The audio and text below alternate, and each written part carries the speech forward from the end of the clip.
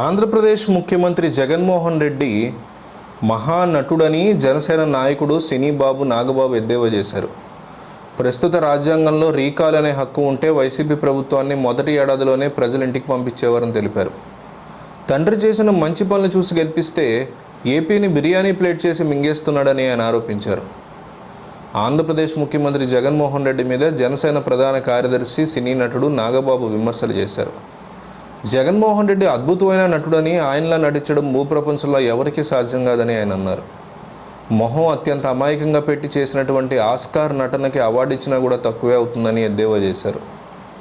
అధికారంలోకి రాకముందు party లోగోలో YSR photo పెట్టారని, తర్వాత దాన్ని తీసేశారని అన్నారు.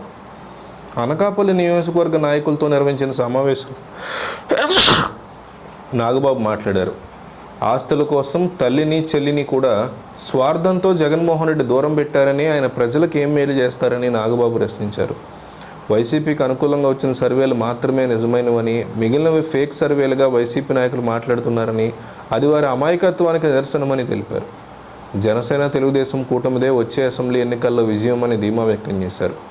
సీఎంగా జగన్ బాధ్యతలు చేపట్టాక ఏపీలో ప్రజాస్వామ్యాన్ని కూనీ చేశాడు. అంబేద్కర్ రాసిన రాజ్యాంగం వల్ల కేంద్రంలో బలమైన బీజేపీ నాయకత్వం ఉండడం వల్ల ఇలాగైనా బతుకుతున్నాం, లేకపోతే వైసీపీ అరాచకాలకు ఎప్పుడో బలైపోయేవాళ్ళం. అక్రమాస్తుల కేసులో 16 నెలలు జగన్ జైల్లో ఉండి వచ్చాడు. తండ్రి చేసిన మంచి పనులు చూసి గెలిపిస్తే ఏపీని బిర్యానీ ప్లేట్ చేసి మింగేస్తున్నాడు అని చంద్రబాబు ఆరోపించారు. మన రాజ్యాంగంలో రీకాల్ అనే హక్కు లేదు కాబట్టి వైసీపీ బతికిపోయింది. లేకపోతే అధికారం వచ్చిన తొలి ఏడాదిలోనే ఆ పార్టీని ప్రజలు ఇంటికి పంపించేవారు. జగన్మోహన్ రెడ్డి అధికారంలోకి వచ్చిన తర్వాత తుమ్మపాల షుగర్ ఫ్యాక్టరీని మూసివేసి రైతులు కార్మికులను రోడ్డును పాలు చేశాడు. ఆసియాలో బెల్లం ఎగుమతులకి Anakapalli famous.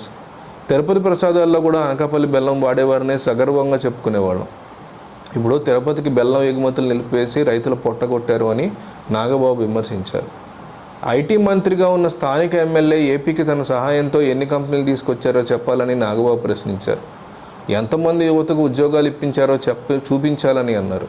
Visakha global summit ద్వారా రాష్ట్రానికి ఎన్ని పెట్టుబడులు వచ్చాయని, ఎంతమంది ఉద్యోగం ఉపాధి అందించారో జవాబు ఇవ్వాలని తెలిపారు.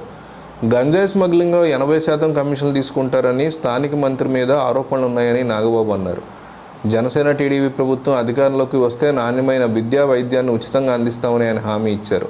ప్రతి నియోజకవర్గంలో 500 మంది యువతని వ్యాపారవేత్తలుగా మారుస్తామని, లా అండ్ ఆర్డర్ కఠినంగా అమలు చేస్తామని నాగబాబు చెప్పారు.